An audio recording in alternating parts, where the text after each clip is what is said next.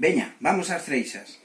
Ata que neceu a miña irmá, Amparo, tiño case 4 anos e medio, en Souto éramos 4 nenos, a miña irmá Maribel, Carme de Mateo, Julián da Casiña e eu. Non había nin ano e medio de diferencia entre o máis vello e o máis novo da cuadrilla. No verán, despois de comer, mentras os pais dormían a sesta, sempre nos xuntábamos para ir ás Cereixas. Podíamos ir a calquera cerdeira de calqueira casa de Souto que ninguén nos dicía nada, e cos figos pasaba igual. Hoxe imos a campá de Mateo. En Soito había 3 tipos de cereixas, os garfios, os ameixos e as agostiñas. E tamén había cereixas bravas, pero esas quedaban para os cochos e as ovellas. Non sei por qué, pero non había das de maio, que eran as primeiras que viñan por cancelada abaixo. A min as que máis me gustaban eran os ameixos. Eu non volvín a ver cereixas tan grandes. Os garfios eran medianos e os máis abundantes, e as agostiñas eran máis pequenas e as últimas en vir, xa ben avanzado o mes de agosto.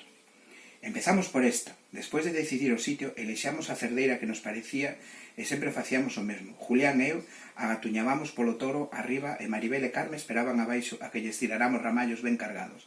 Nós comíamos arriba ata aburrirnos. A ver quen mete máis na boca. Despois de encher a boca ata que casi che estoupaba, tiñas que mastigalas e tragalas, con gruño e todo, sen que che caese ningunha. Ás veces chorábanme os ollos e casi non podía respirar de tan chea que tiña a boca. As cereixas estaban fervendo, pero a nós tanto nos tiña. A maioría dos días comíamos de varias cerdeiras.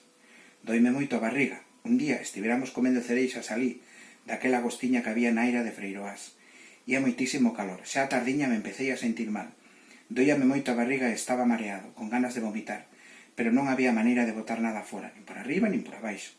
Fun á cama e a partir de aí pouco recordo. Polo que me contaron, despois desa mesma noite perdín o coñecemento.